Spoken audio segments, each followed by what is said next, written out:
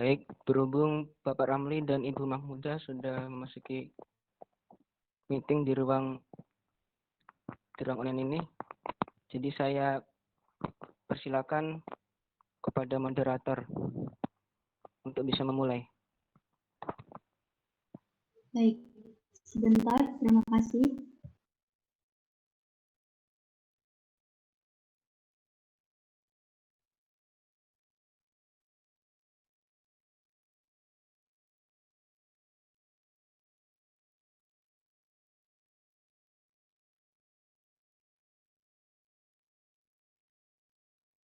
Baik, terima kasih sebelumnya. Assalamualaikum warahmatullahi wabarakatuh.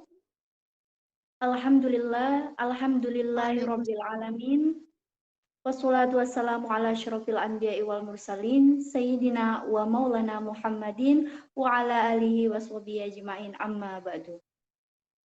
Pertama-tama marilah kita panjatkan puja dan puji syukur kita kehadirat Allah Subhanahu wa taala, yang mana berkat rahmat dan karunia-Nya lah kita semua dapat berkumpul pada siang hari ini meskipun dalam kondisi jarak jauh melalui platform Google Meet. Selanjutnya, selawat beserta salam marilah kita haturkan kepada baginda Rasulullah Sallallahu Alaihi Wasallam, revolusioner sejati yang telah membawa kita hingga berada di zaman yang keemasan ini. Semoga kita adalah satu di antara sekian banyak umat beliau yang kelak akan mendapatkan syafaatnya. Amin ya robbal alamin. Baik, yang terhormat Bapak Dr. Muhammad Ramli MPD selaku dosen pembimbing 1 bidang konten dan metodologi. Yang terhormat Ibu Mahmuda MPDI selaku dosen pembimbing 2 bidang bahasa dan teknik penulisan. Yang saya hormati penyaji proposal siang hari ini, yakni Saudara Muhammad Wisnu Maulana Dir Sanjaya Putra Samudra, serta teman-teman mahasiswa yang berbahagia. Perkenalkan, nama saya Tara Amalia Diendra, selaku moderator yang akan memandu jalannya kegiatan seminar proposal skripsi pada siang hari ini. Sebelum memulai seminar proposal ini, marilah kita bersama-sama mengucapkan basmalah. Bismillahirrahmanirrahim.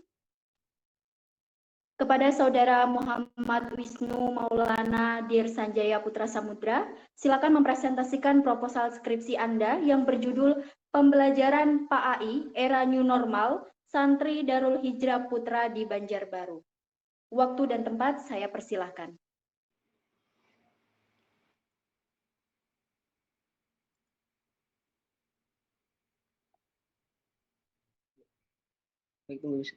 Baik, tunggu sebentar ya.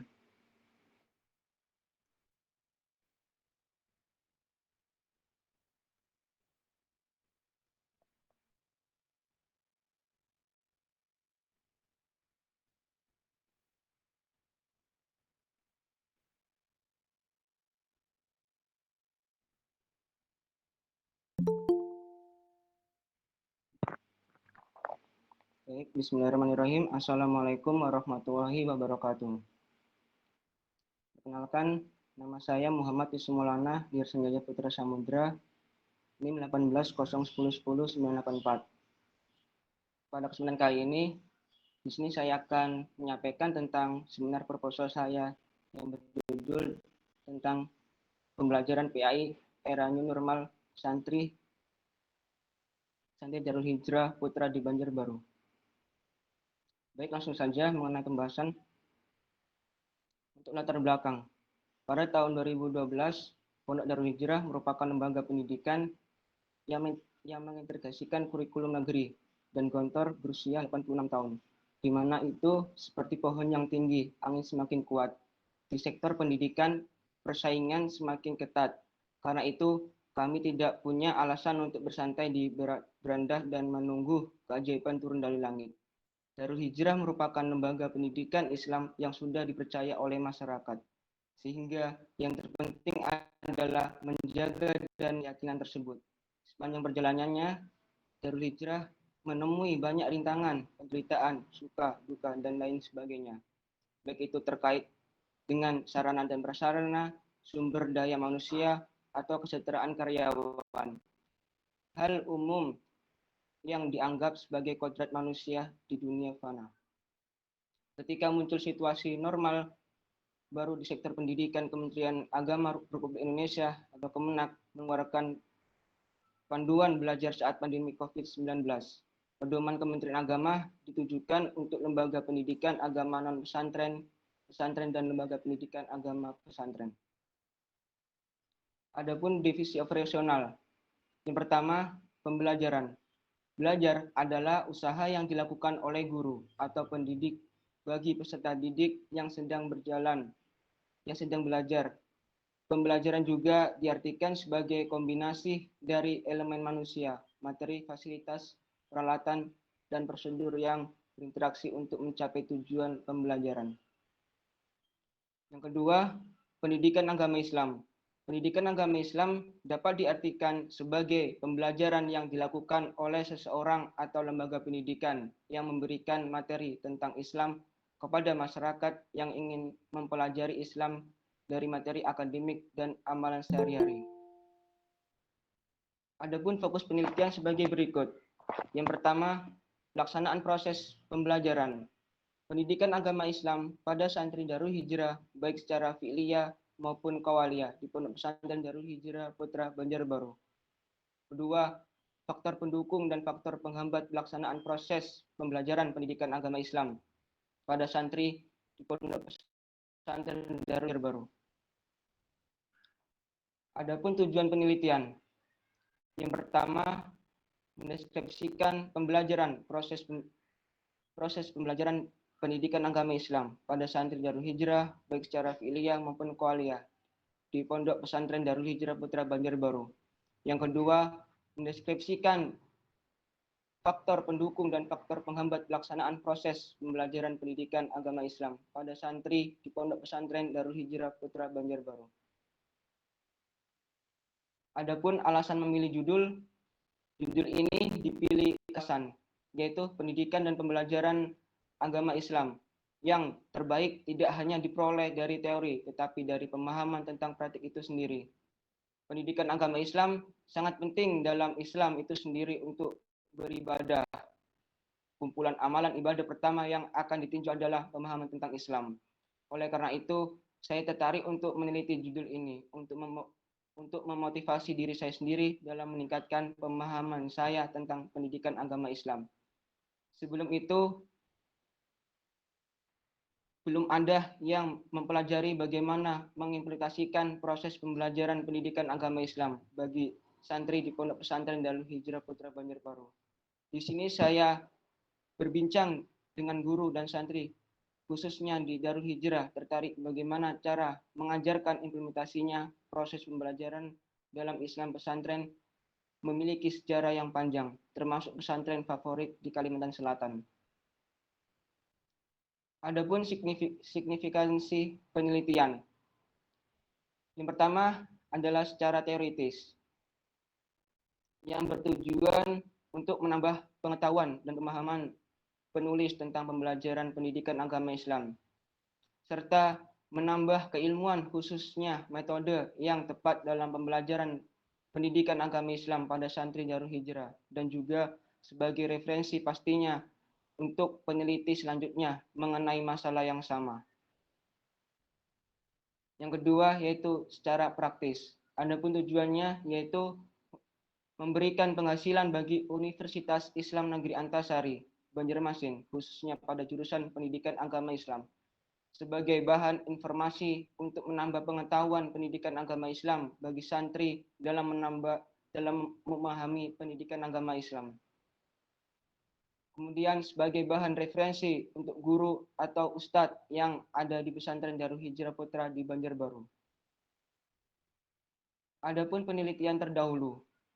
Yang pertama, penelitian yang ditulis oleh Soleha Mukhlas tahun 2019 tentang strategi guru PAI dalam meningkatkan mutu proses pembelajaran pendidikan agama Islam. PAI di SMA Negeri 10 Samarinda. Tesis jurusan pendidikan agama Islam Pasca Sarjana UIN Maulana Malik Ibrahim Malang. Yang kedua, penelitian yang ditulis oleh Joni Agus Triyono tahun 2015, strategi pembelajaran mata pelajaran pendidikan agama Islam di SDN Pinorong, Bawang, Banjarnegara tahun pelajaran 2013 atau 2014. Adapun sistematika penulisan ulang berisi tentang latar belakang masalah, revisi operasional, fokus penelitian, tujuan penelitian, alasan memilih judul, signifikasi penelitian, penelitian terdahulu, dan sistematika penulisan. Kemudian bab 2 membahas bagian teori yang berisi kajian mengenai perspektif, meliputi bagian pertama tentang pengertian pelaksanaan pembelajaran, bagian kedua tentang proses pembelajaran, dan bagian ketiga tentang materi pendidikan agama Islam sesuai sunnah Nabi Muhammad SAW.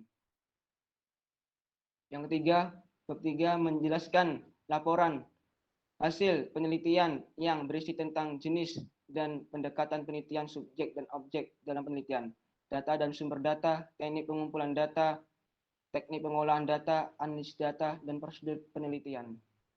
Bab 4 adalah laporan hasil penelitian yang meliputi gambaran umum, lokasi penelitian, penyajian data, dan analisis data. Bab 5 adalah penutup yang meliputi simpulan dan saran-saran.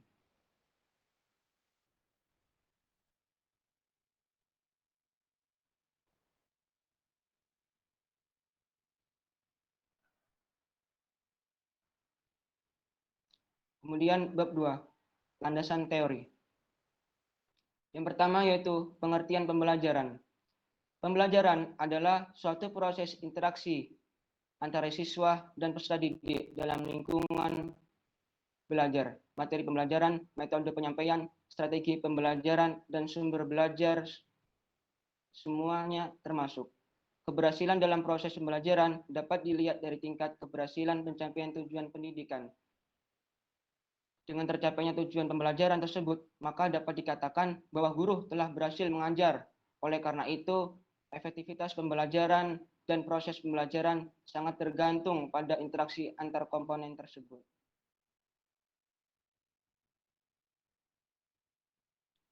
Selanjutnya, hakikat pembelajaran. Pembelajaran pada hakikatnya adalah suatu proses, yaitu proses menyesuaikan dan mengatur lingkungan sekitar siswa agar tumbuh dan mendorong siswa untuk melaksanakan proses pembelajaran. Dikatakan bahwa pembelajaran adalah proses pemberian bimbingan atau bantuan kepada siswa dalam proses pembelajaran. Peran pembimbing guru dimulai dengan banyaknya siswa yang bermasalah. Ada banyak perbedaan dalam pembelajaran. Misalnya, ada siswa yang mampu mencerna topik, ada juga yang kurang puas dalam mencerna topik. Kedua perbedaan ini memungkinkan guru untuk mengembangkan strategi pembelajaran sesuai dengan situasi setiap siswa. Oleh karena itu, jika hakikat belajar adalah perubahan, maka hakikat belajar adalah pengaturan. Selanjutnya, faktor yang mempengaruhi pembelajaran. Di sini ada dua faktor. Yang pertama adalah faktor internal yang mempengaruhi belajar siswa, yang terdiri atas faktor jasmani, faktor psikologis, faktor kelelahan. Yang kedua, faktor eksternal yang mempengaruhi pembelajaran siswa, yang terdiri atas faktor dari orang tua, faktor dari sekolah, faktor yang berasal dari lingkungan masyarakat. Selanjutnya, pengertian pendidikan agama Islam. Secara umum, pendidikan adalah bimbingan sadar dari guru atau pendidik yang bertujuan untuk membimbing perkembangan jasmani dan rohani peserta didik untuk membentuk kepribadian yang luhur dan berakhlak mulia.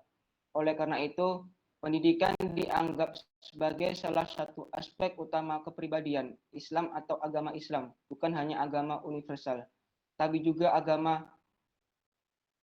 sumber dari segala ilmu. Ajaran tertentu dalam agama Islam menuntut umatnya dididik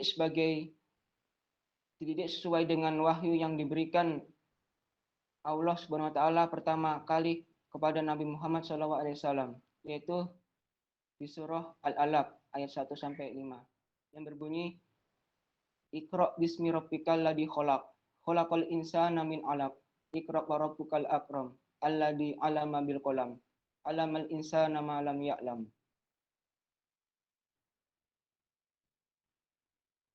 Selanjutnya, ruang lingkup pendidikan agama Islam. Yang pertama, kedua yaitu syariah. Dan yang ketiga adalah akhlak. Kemudian akhlak terdiri atas pengajaran akidah atau ilmu tauhid. Yang kedua yaitu pendidikan moral. Kemudian pengajaran ibadah, pengajaran fikih, pengajaran Al-Quran, dan yang terakhir adalah pengajaran sejarah Islam.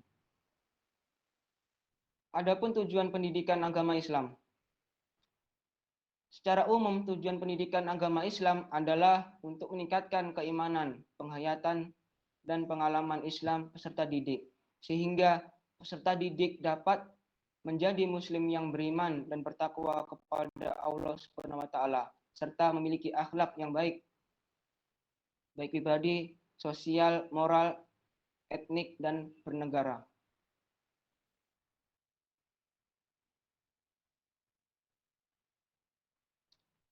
Selanjutnya, bab 3, metode penelitian. Jenis dan pendekatan penelitian. Jenis penelitian ini adalah penelitian lapangan. Fokusnya adalah terjun langsung ke bidang penelitian guna menemukan data yang akurat tentang isi penelitian. Dalam penelitian kualitatif, data yang dikumpulkan biasanya berupa teks dan gambar, dan sebagian besar tidak dalam bentuk digital. Kalaupun ada jumlahnya, itu hanya untuk dukungan data tersebut, meliputi catatan wawancara, catatan data lapangan, foto dokumen pribadi, dan lainnya. Dalam pencatatan data dan penyebaran hasil penelitian, deskripsi atau narasi tertulis sangat penting dalam metode kualitatif. Selanjutnya yaitu subjek dan objek penelitian. Subjek penelitian ini adalah dua orang guru pendidikan agama Islam pada santri Darul Hijrah Putra di Banjarbaru. Kemudian objek penelitian ini adalah mengenai pelaksanaan pembelajaran pendidikan agama Islam pada santri Darul Hijrah Putra di Banjarbaru. Kemudian data dan sumber data. Untuk data itu terdiri atas data pokok dan data penunjang. Kemudian sumber data terdiri atas responden, informasi, dan dokumentasi.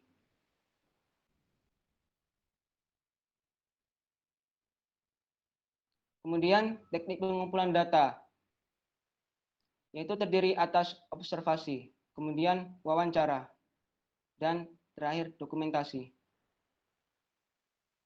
Untuk teknis pengolahan data dan analisis data, yang pertama ada teknik pengolahan data yang terdiri atas reduksi data, kemudian penyajian data, dan menarik kesimpulan. Dan yang terakhir, yang kedua yaitu analisis data. Untuk prosedur penelitian, tahap pendahuluan, penjajakan awal ke lokasi penelitian. Kedua, membuat desain proposal skripsi dan berkonsultasi dengan dosen penasihat.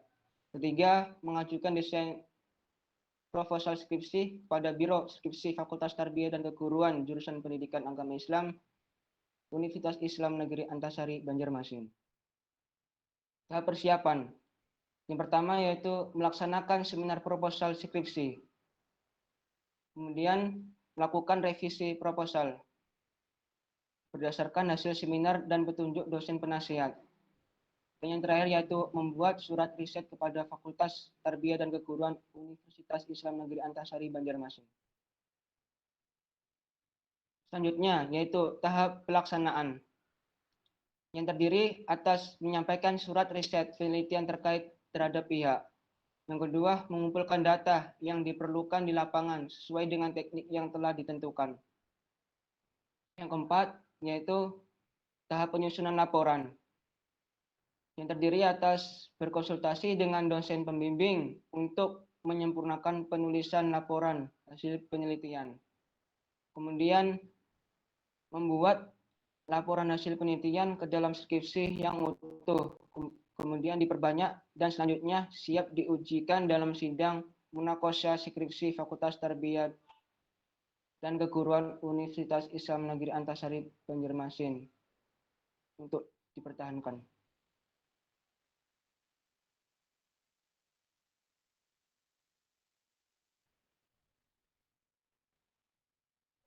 Mungkin itu saja penyampaian sinar proposal saya pada sinar ini. Terima kasih. Saya kembalikan kepada moderator Saudari Tara Amalia.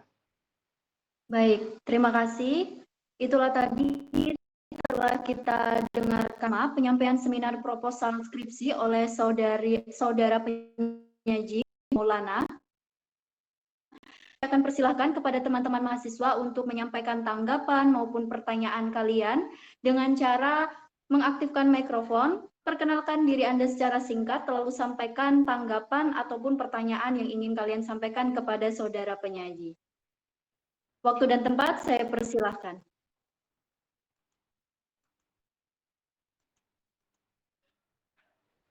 Assalamualaikum warahmatullahi wabarakatuh. Waalaikumsalam warahmatullahi wabarakatuh.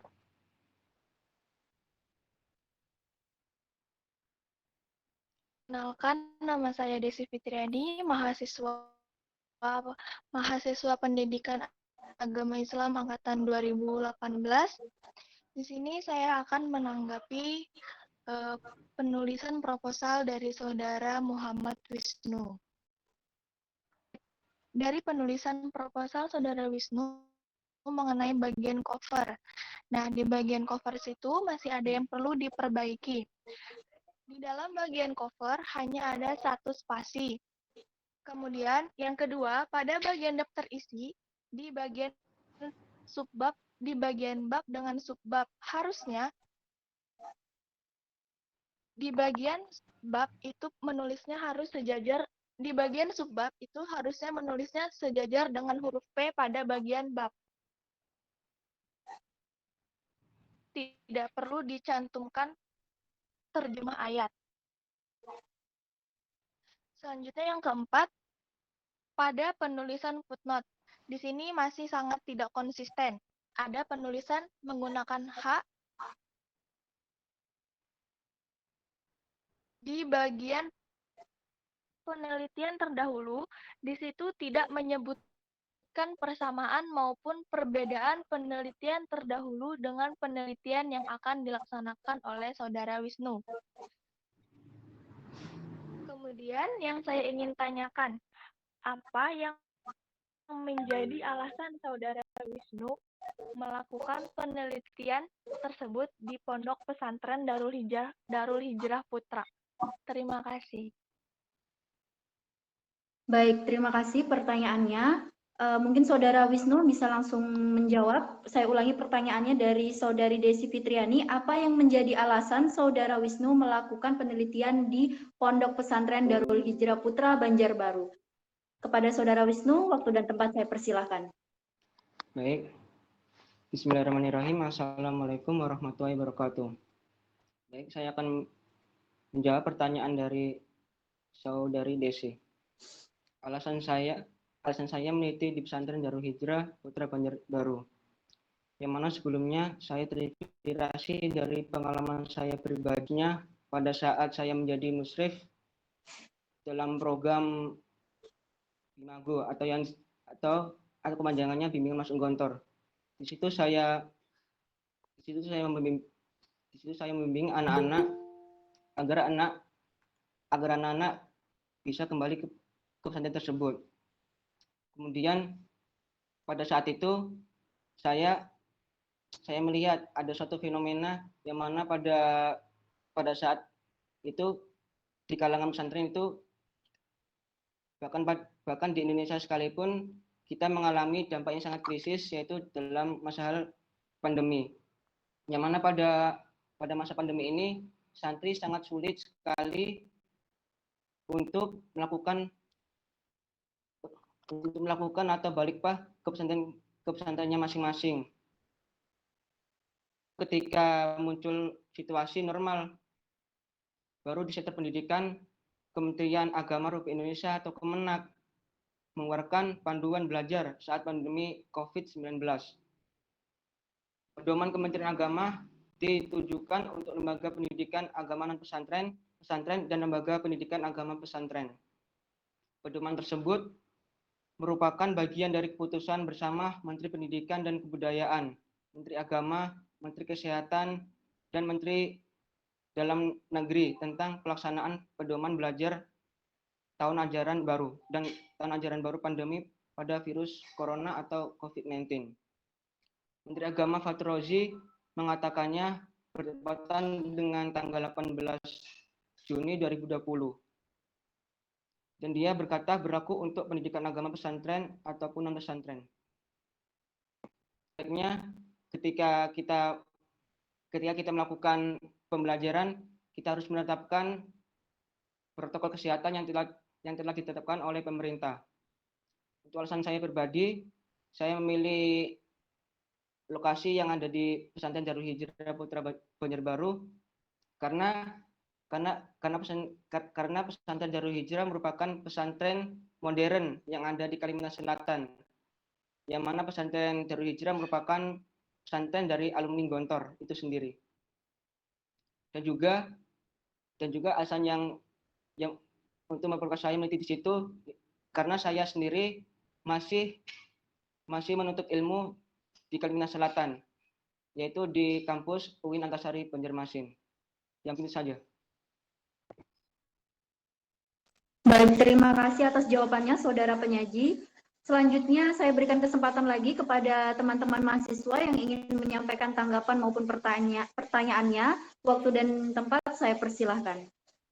Oke, Bismillahirrahmanirrahim. Assalamualaikum warahmatullahi wabarakatuh. Nama saya Nurul Hafizah, mahasiswa dari Pendidikan Agama Islam semester 2018, semester 6.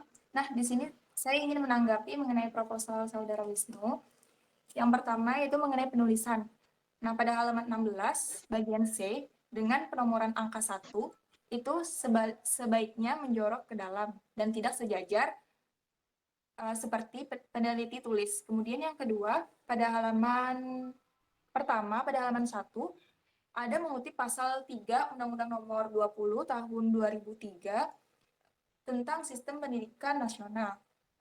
Nah, isi dari kutipan tersebut seharusnya dibedakan, yaitu hanya spasi 1, agar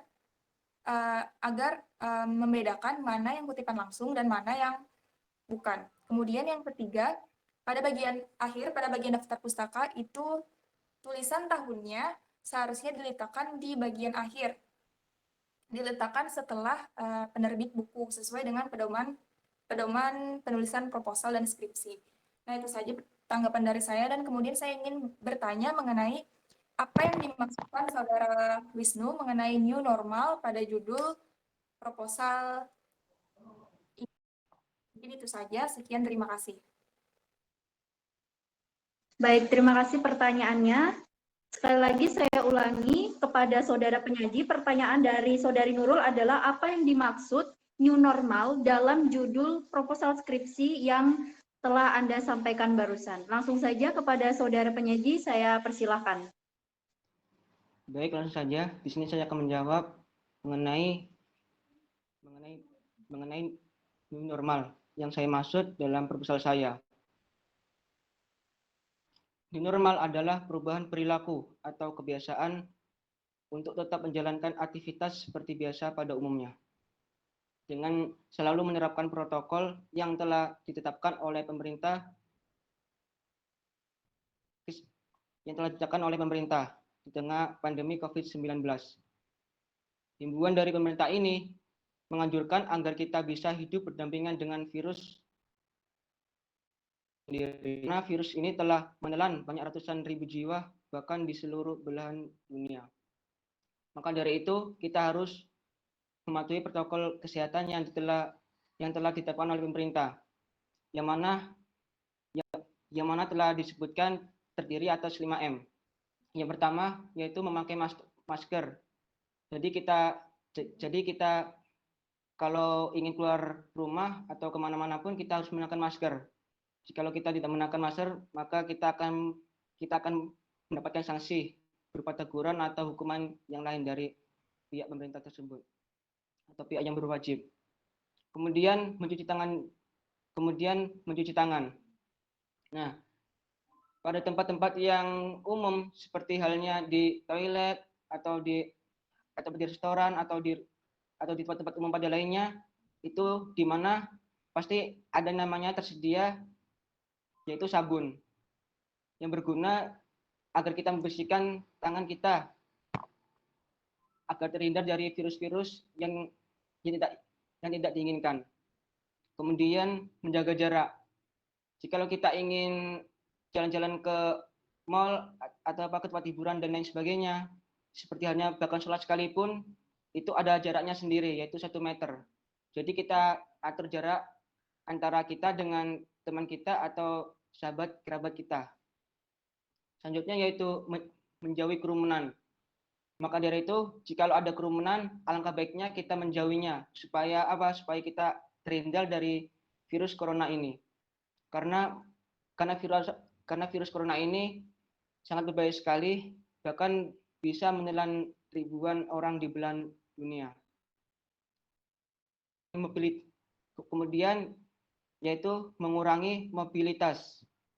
Mengurangi mobilitas ini adalah ketika kita ingin melakukan suatu hal-hal yang penting saja, kita boleh keluar.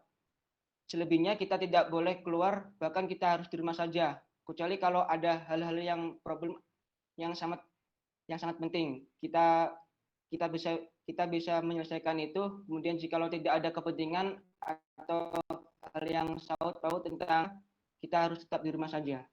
Ya, begini saja. Terima kasih. Baik, terima kasih jawabannya Saudara penyaji. Selanjutnya saya berikan kesempatan lagi kepada teman-teman mahasiswa apabila ada yang ingin menyampaikan tanggapan atau pertanyaannya, langsung saja open mic, perkenalkan diri Anda dan sampaikan secara singkat dan padat.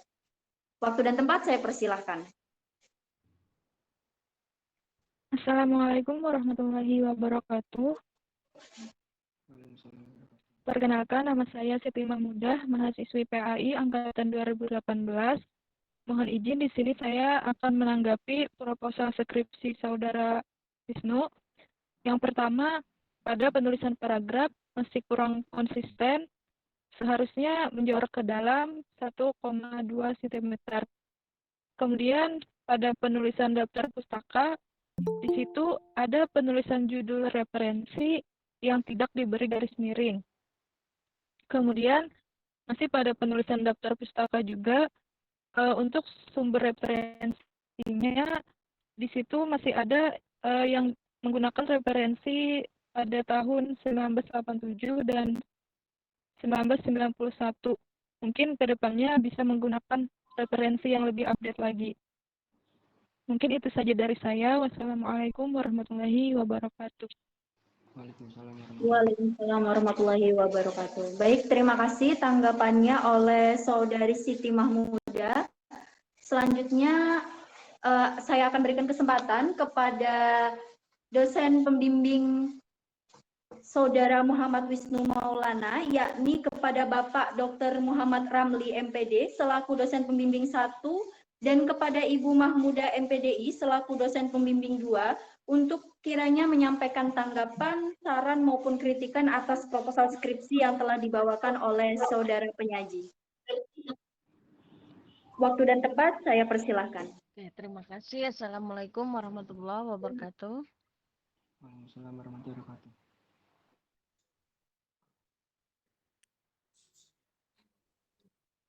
Assalamualaikum, ada bisa didengar?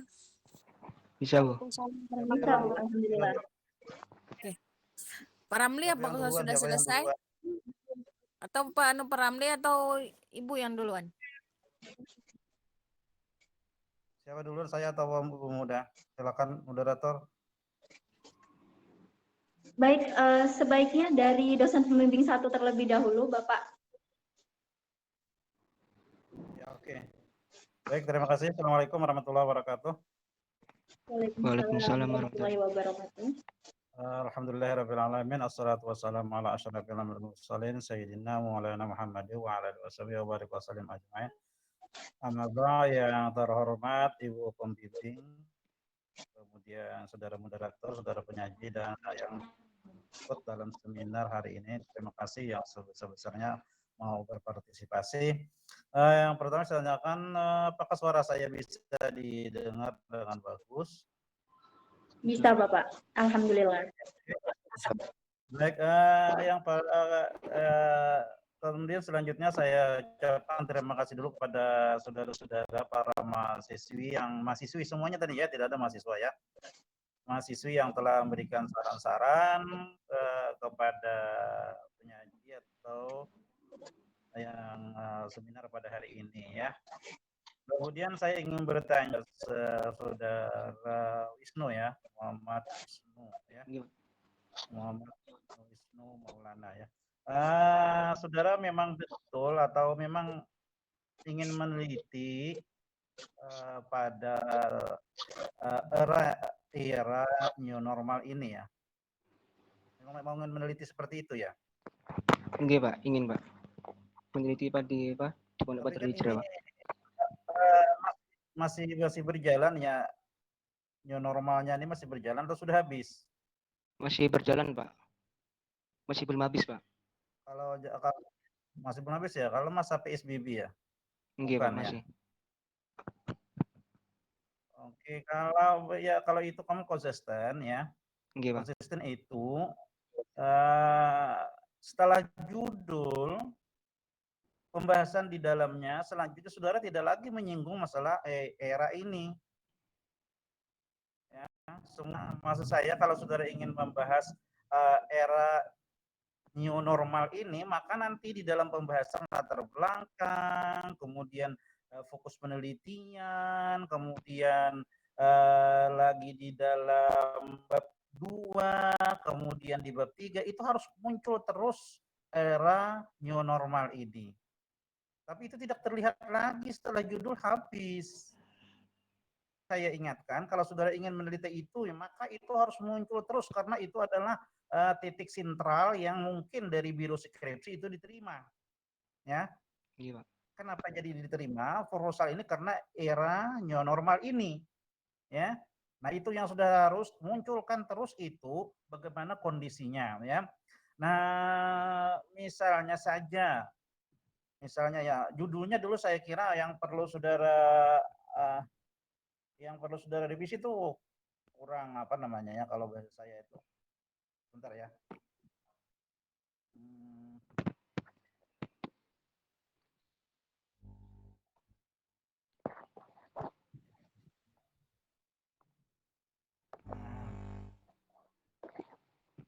Nah, judulnya kan saudara pembelajaran PAI era new normal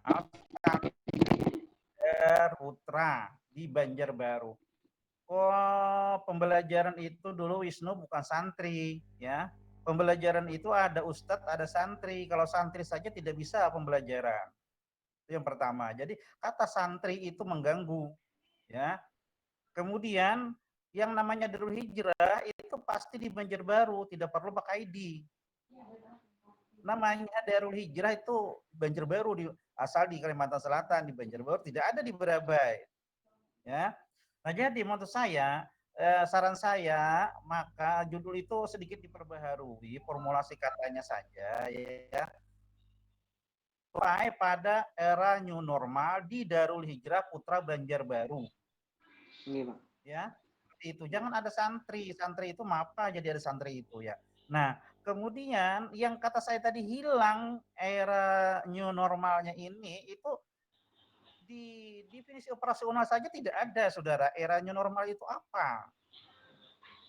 Nah, itu ya. Kemudian nantinya ya di dalam definisi operasional itu yang adalah hal-hal yang operasional yang dapat saudara teliti ketika saudara melaksanakan penelitian di lapangan. Ingatkan itu ya. Jadi jangan terlalu banyak nominal atau pengertian-pengertian dari buku, dari teori, apa itu tidak perlu. Yang penting adalah muncul indikator-indikator yang akan saudara teliti. Ya. Jadi di definisi operasional itu harus ada kata atau istilah era new normal, itu harus ada. Itu apa maksudnya? Ya. Paham ya Wisnu ya? Nah, di bab 2 Bab 2 saudara juga harus membahas era new normal itu apa. Itu yang lebih banyak pembahasannya. Itu kan di bab 2 nggak ada itu. Era new normal itu kan ya, diawali dari dari pandemi. Nah, setelah pandemi maka pemerintah berusaha untuk ada kehidupan baru ya hanya normal, tapi nanti ada juga kan sudah harus bahas juga ada yang PSBB, ada yang macam-macam istilahnya dalam dalam dalam pandemi COVID-19 ini kan kondisi atau perlakuan pemerintah terhadap penduduk Indonesia termasuk dalam proses pembelajaran itu apa saja ya, tidak era new normal saja yang harus saudara bahas di bab 2. Nah, jadi bab 2 tuh harus membahas itu, Wisnu ya. Masukan itu ya. Nah, kemudian di dalam fokus penelitian juga saudara tidak muncul normalnya, coba saja saudara baca tidak ada. Nah, saya yakin kenapa judul ini diterima karena ada era new normal itu. Orang akan melihat di Darul Hijrah nantinya ketika pemerintah mengumumkan bahwa kita saat ini masuk pada fase atau pada era bagaimana Darul Hijrah melaksanakan pembelajarannya. Teliti.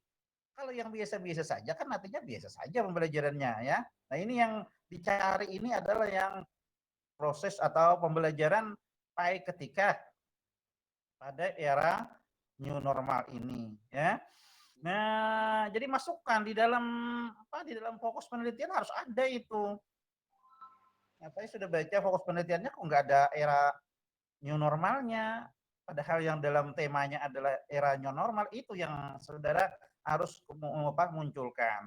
Nah, kemudian juga Wisnu ya, saudara meneliti adalah di pondok pesantren ya, pondok pesantren. Maka beberapa istilah dari pondok pesantren itu jangan diganti, itu harus dimunculkan terus ya. Misalnya saya baca, saudara menggunakan kata guru. Pondok pesantren tidak mengenal guru, dia mungkin mengenal adalah ustadz dan santri. Nah, itu harus jangan jadi istilah yang digunakan tetap adalah istilah-istilah yang digunakan di dalam pondok pesantren. Kalau santrinya mengatakan anunya apa, dia ustadz, ya ustadz gitu ya. Kalau misalkan gurunya kiai, ya kiai gitu yang digunakan. Ya. Nah, kemudian juga itu berlanjut Wisnu pada bab 3. Nah, saya membaca yang paling mengganggu saya itu adalah matrik. Matrik saudara tahu kok kenapa rinci ada tidak, ada sujud, ada apa? Kenapa itu? Ya. Kan ini pembelajaran PAI. Saudara juga belum nantinya harus saudara Darul Hijrah ini tingkatan mana? Apakah ibtidaiyah, apakah sanawiyah, apakah aliyah? Bahkan Darul Hijrah ini kan ada perguruan tinggi. Ya. Nah, itu harus saudara batasi ketika didefinisi operasional, ya. Kira-kira kalau saudara ingin meneliti Wisnu ini menelitinya di mana? Tingkat apa? Tingkat ini Bapak, SMP Pak. SMP, oke, sanawiyah atau SMP ya. Nah, kalau sudah di tingkat SMP, kemungkinan apakah masih ada ruko itidal itu ya? Itu kan ibtidaiyah ya. Nah, jangan matriknya jangan seperti itu karena yang saya membayangkan saudara akan meneliti dan akan mendeskripsikan nantinya adalah pembelajaran PAI pada era new normal ini. Jadi kondisi gurunya, kondisi ustadznya kayak apa gitu ya, kondisi santrinya di mana, kemudian materinya yang ketika diajarkan itu apa saja, kemudian media atau fasilitas yang digunakan apa saja, misalkan fasilitasnya yang digunakan harus ada cuci tangan, harus ada apa sebelum masuk ke kelas, atau juga tidak masuk kelas tetapi dia adalah menggunakan media internet seperti Zoom seperti ini misalkan. Nah, itu yang saya bayangkan karena era new normal seperti itu. Tapi kok kenapa ada rokok? Tidak. Oh gitu. Maksud saya bukan yang itu ya pada eranya normal. Nah, itu nantinya akan tergambar ya di dalam itu pembahasan saudara. Jadi kemudian juga bagaimana proses berlangsungnya pembelajaran ketika di era new normal. Nah, itu tadi kan ya. Kemudian bagaimana dia mengevaluasinya ya. Nah, setelah dievaluasi kemudian adakah lagi tindak lanjutnya. Nah, kemudian baru yang selanjutnya adalah menurut saya adalah itu komentar. Ini yang paling bagus akan menjadi bahan orang yang selanjutnya. Komentar dari ustadz atau santrinya. Ini yang akan biasanya sangat bermanfaat kepada orang-orang yang membacanya. Ya. Oh, seperti ini, saya akan meneliti tentang ininya lagi. Nah, komentarnya ini saudara di apa namanya, di istilahnya dirangkum atau dikumpulkan, kemudian nanti saudara masukkan di analisis kah, dimasukkan di saran kah, gitu ya, seperti itu. Ini penting ya, karena akan dilihat oleh pondok pesantren yang lain, apalagi kalau skripsi saudara itu diserahkan juga filenya di pondok pesantren Darul Hijrah, ya. Nah ini jadi itu yang saya sebutkan tadi itu adalah indikator pembelajaran PAI di era new normal. Saya ulang ya, mungkin kalau ini ada A, B, C, D, E, F, I, ada berapa itu ya? Ada ustadz dan santri, kemudian ada materi pembelajaran, ada media dan fasilitas yang digunakan, ada proses pembelajaran yang berlangsung, ada evaluasinya, ada tindak lanjutnya, kemudian ada komentar dan santri ketika melaksanakan pembelajaran era new normal itu. Nah, baik, kalau saudara yang ada itu udah bagaimana perencanaan, bagaimana pelaksanaan, bagaimana evaluasi, saya kira itu pembelajaran biasa. Saya menggarisbawahi adalah era new normalnya itu. Kemungkinan apakah pakai RPP atau tidak itu tidak perlu saudara paling-paling ya mintalah RPP-nya adakah, kalau iya sudah oke. Tapi itu menurut saya tidak yang dikehendaki di sini ya, karena di titik-titiknya ini adalah pada era new normal ini. Ya. Pasti RPP itu kan pasti saudara dapatkan nantinya ya. RPP harus saudara lihat sebagai awal dari pembelajaran ya. Baik, saya kira itu saja dari saya. Nanti kita kembangkan lagi. Cuma mohon nantinya bisa mudah-mudahan Wisnu direkam atau di apa nanti saudara bisa ulang kembali ya saran-saran saya ya. Dan supaya tidak lagi saya ulang untuk konsultasi berikutnya ya. Terima kasih ya atas kesempatannya dan saya akhiri dengan ucapan wabillahi taufik wal hidayah. Wassalamualaikum warahmatullahi wabarakatuh.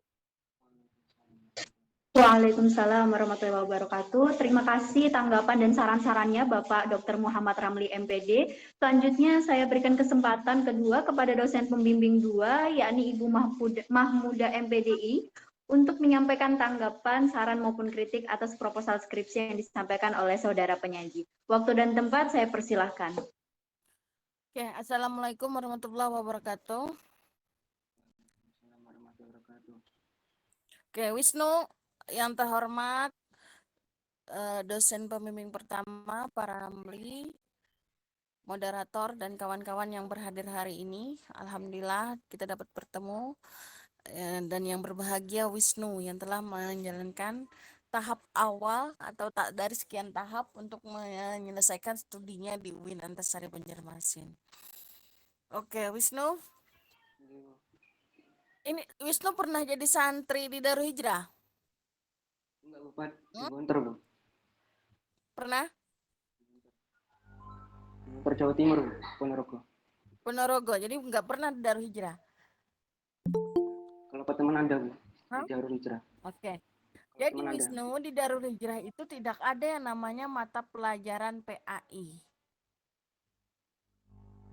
Jadi PAI itu dibagi lagi, jadi nanti ada Quran hadis, terus ada akhlak dan lain sebagainya. Jadi, tapi tidak ada yang satu kesatuan seperti di sekolah-sekolah umum yang nama mata pelajarannya adalah PAI. Tidak ada, karena saya adalah alumni Darul Hijrah.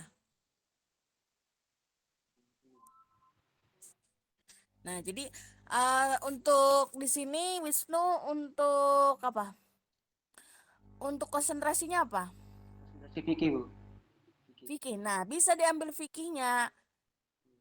Jadi nanti ganti aja pembelajaran fikih gitu, pembelajaran fikih karena ada mata pelajaran fikih di sana. ya. Untuk Darul Hijrah sekali lagi itu tidak ada mata pelajaran PAI. Dia langsung tidak ada yang terbungkus itu, tapi dia bersifat sub-sub bagian. Jadi nanti kamu ambil fikihnya saja. Jadi ada khusus mata pelajaran fikih ya. Jadi diganti. Itu di segi judulnya. Nah, berarti kalau judulnya berubah dan di sana di era new normal memang betul dalam pembelajaran ada sosial untuk pengalaman ya, karena ada keponakan juga masuk di sana, itu ada social distancing, terus masuk pondok itu harus berepit dan lain sebagainya. Nah, itu memang betul ada di era new normal. Dari betul dari pembimbing pertama harus konsisten dari awal sampai akhir dibuat atau dimasukkan yang namanya new normal tadi, karena beda pembelajaran normal sama pembelajaran yang sekarang. Ya, kemudian juga Wisnu, Ibu lihat di latar belakang masalahnya itu, karena mungkin ya Pian bukan alumni sana jadi belum tahu sejarahnya. Itu sejarahnya tadi agak melenceng. Ini kenapa didirikannya di Pasar Sudi Mampir? Agak melenceng ini. Mungkin Ben kopi di mana atau di mana, coba lihat di latar belakang halaman 4. Nah, pondok pesantren merupakan salah satu pondok pesantren Darman Hijrah. Maksudnya apa? Nah, tolong dilihat lagi ini latar belakang sudah banyak yang melenceng, yang apa sih sejarah Darul Hijrah, didirikan di mana, siapa pendirinya, kemudian nama lainnya apa. Jadi pondok pesantren modern namanya. Pondok pesantren Darul Hijrah itu adalah pondok pesantren modern. Nah, tolong diperbaiki ya Wisnu ya. Nah, diperakasai oleh alumni Kalimantan Selatan diantaranya, didirikan diperakasai oleh alumni siapa? Nah, diperakasai oleh alumni Gontor yang ada di Kalimantan Selatan diantaranya. Ini ya, Ibu luruskan. Tolong dicek lagi nih sejarahnya. Betul, apa nama-namanya sudah Kiai Nasrul, Kiai Sahrudi Ramli, di Pasar Sudi Mampir dan Ujung Murung. Itu apa maksudnya itu? Di Salah, mana Wisnu lihat? salah ini Pak, dari preferensi Pak. Kemarin Pak Google Nah, tadinya. lihat dan coba lihat dulu. Lihat lagi nanti ya. Lihat, dilihat apa sejarahnya itu ya. Nah, kemudian juga Ibu baca, ini kita tahun berapa? 2021 kan? Betul? Ya, 2021 ya. Nggih, betul Pak. Itu nih Pak, pas tahun apa tuh 2012 Bu. Kenapa di sini Pian jabarkan tahun 2012, 2011, 2012?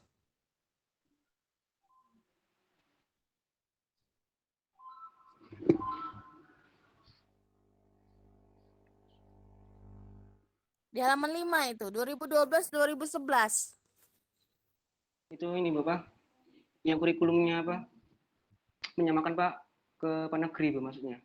Kan ini Bu ya, Pak, di Darul Hijrah kan ada apa tuh ijazah dua kan Bu ya.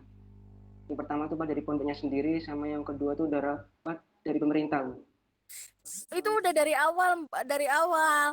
Ibu tak keluar tahun 2026 itu kan di sana itu ada 2 program, ada MA, ada SMA, ada madrasah aliyah, ada sekolah menengah atas ya. Nah, kemudian untuk ijazah itu udah disamakan dengan ijazah MA dan SMA dari awal. Ibu keluar 2026 itu sudah udah ijazah pemerintah atau ijazah negeri ya. Dan yang paling pertama didirikan itu putra, baru putri. Nah, itu kalau Pian mau menjabarkan tahun pertama aja, tahun pertama berarti tahun pertama dibuka itu tahun 80-an. Nah, baru itu Wisnu bilang, oh tak pada tahun awal buka, misalnya tahun 80 sekian-sekian, santrinya berjumlah ini. Nah, dan itu melonjak drastis pada tahun 2020, 2021, seperti itu. Ya, agar tidak jomplang. Ini penjelasannya 2013, 2012 ya.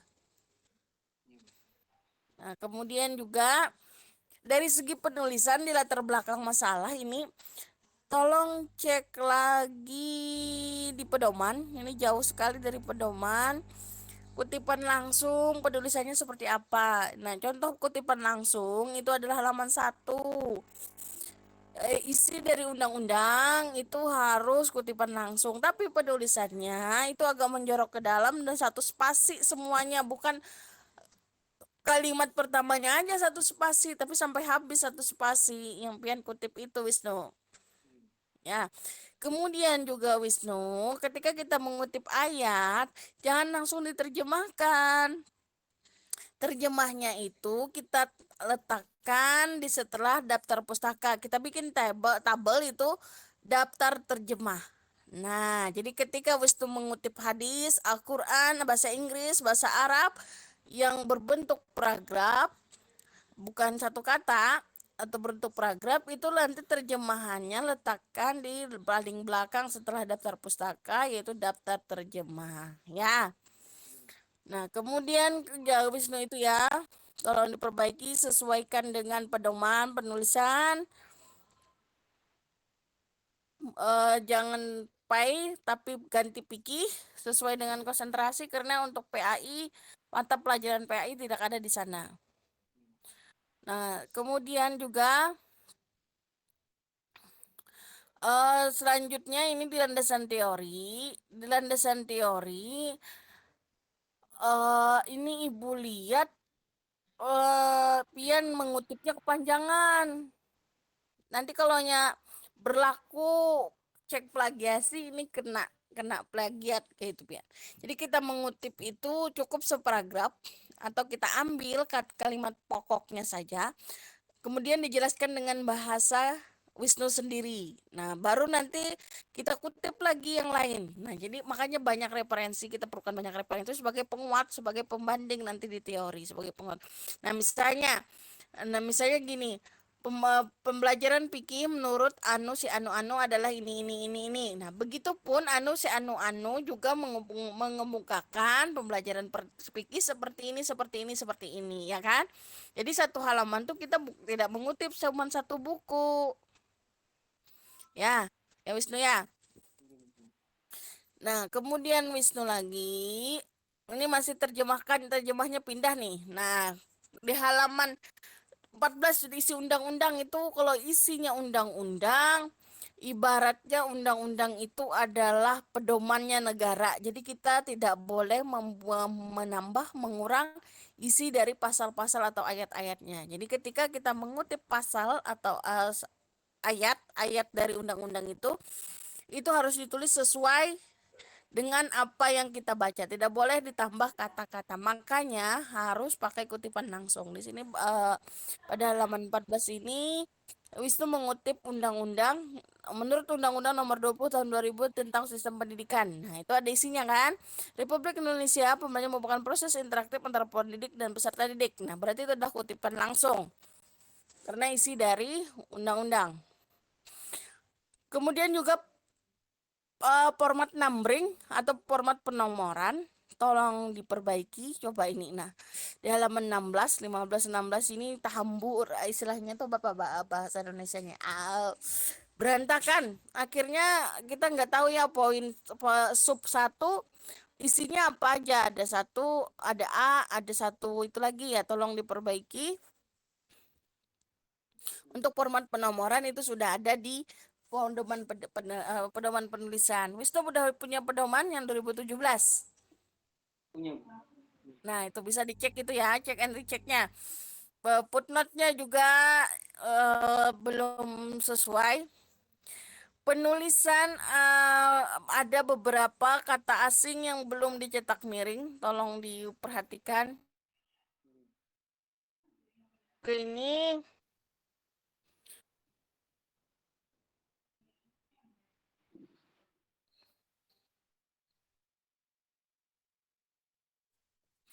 oke, cek lagi, Darul Hijrah itu masuk Banjarbaru atau Martapura?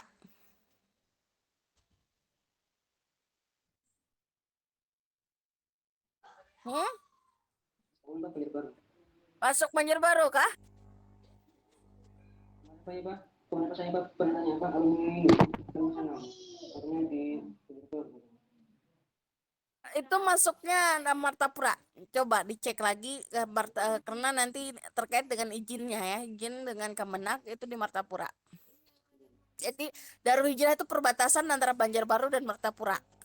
Dalamnya itu perbatasan antara Banjarbaru dan Martapura. Tapi dari segi geografi itu dia masuk ke Martapura. Karena makanya segala administrasi itu masuk ke Martapura. Dicek lagi ya Wisnu ya. Oke, sekian lanjut nanti di bimbingan ya Wisnu ya. Kayaknya ini sudah masuk libur ya, nggak bisa riset. Jadi untuk menunggu pembelajaran lagi kayaknya tahun depan, karena habis liburan ini mereka ujian kenaikan kelas. Jadi tidak bisa riset dulu, mungkin ya masuk tahun ajaran baru bisa masuk ke sana. Habis lebaran dia ujian kenaikan kelas. Ini kan dia libur dan dia udah kepulangan. Hah? Kalau di kan ini Apa? Setelah Idul Fitri dan satu masukan. Enggak. Belum tahu Ibu, kurang tanggal 24 Mei kembali masuk mereka. 24 Mei kembali masuk. Oke, tapi nggak tahu apakah itu udah belajar normal kembali atau atau langsung ke persiapan ke imtihan, karena biasanya kan kalau mereka imtihan atau ulangan itu nggak bisa diganggu gugat. Menurut kebiasaannya nggak bisa ganggu gugat, nggak bisa kegiatan pun dihentikan kalaunya untuk persiapan ulangan, lagi ulangan kenaikan kelas. Oke, nanti persiapkan aja dulu, direvisi baik-baik ya, agar tidak nanti pas ujian tidak jadi bumerang buat Wisnu terkait sejarahnya dan lain sebagainya. Memang betul-betul kita merujuk bukan hanya kola bin kola atau katanya, tapi kita merujuk pada misalnya referensi buku banyak kok sudah tentang biografi Darul Hijrah. Jadi bisa dilihat di sana ya. Oke, saya kembalikan kepada moderator. Assalamualaikum warahmatullahi wabarakatuh. Waalaikumsalam warahmatullahi wabarakatuh. Terima kasih tanggapan, saran, dan masukannya dari Ibu Mahmuda MPDI. Semoga seluruhnya yang telah disampaikan, baik dari dosen pembimbing 1, dosen pembimbing 2, dan teman-teman mahasiswa semuanya, dapat menjadi kritik yang membangun agar proposal skripsi Saudara Muhammad Wisnu kedepannya bisa lebih baik lagi dari sekarang, dan ketika nanti sudah betul-betul selesai, tidak ada revisian lagi dan bisa mendapatkan predikat yang memuaskan. Amin ya robbal alamin. Sebelum saya tutup, izinkan saya untuk menyimpulkan beberapa hal yang disampaikan oleh dosen pembimbing 1 dan dosen pembimbing 2 untuk saudara penyaji. Mungkin saudara penyaji sudah merekamnya sendiri, tapi ada beberapa poin yang saya catat juga di sini. Yang pertama dari dosen pembimbing 1, yakni Bapak Dr. Muhammad Ramli MPD. Beliau memberikan saran bahwa setelah judul, pembahasan di dalamnya harus selalu membahas mengenai era new normal ini, termasuk latar belakang, fokus penelitian, bab 2, bab 3, dan lain sebagainya. Lalu yang kedua adalah mengenai judul, terdapat kata santri, dan menurut beliau hal ini sedikit mengganggu. Seharusnya kata santri itu dihapus saja dan diganti dengan misalnya pembelajaran PAI di pesantren Darul Hijrah Banjarbaru. Lalu yang ketiga, jangan terlalu banyak memasukkan pengertian-pengertian atau teori-teori yang terlalu melebar. Yang keempat, dalam definisi operasional harus ada kata new normal. Yang kelima, dalam bab 2, tolong dijelaskan perlakuan pemerintah atas pendidikan di era new normal. Lalu pada bagian fokus penelitian harus ada juga yang dibahas mengenai era new normalnya. Lalu beberapa istilah di pondok pesantren tolong jangan dirubah, tolong juga mengubah matriknya, jangan seperti yang sekarang. Tolong dijelaskan indikator pembelajaran PAI di era new normal, diantaranya bagaimana proses pembelajaran di era new normal, evaluasinya, tindak lanjut dari evaluasinya, lalu komentar dari ustadz atau santri yang dikumpulkan nantinya bisa dimasukkan dalam bagian analisis atau saran.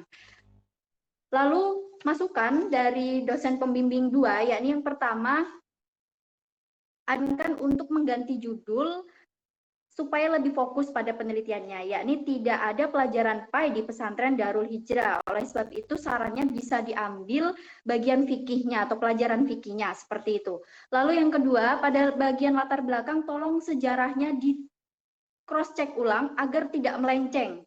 Lalu yang ketiga adalah penulisan kutipan langsung, semuanya adalah satu spasi. Lalu buatlah tabel terjemahan setelah daftar pustaka untuk menerjemahkan ayat, hadis, maupun istilah-istilah asing.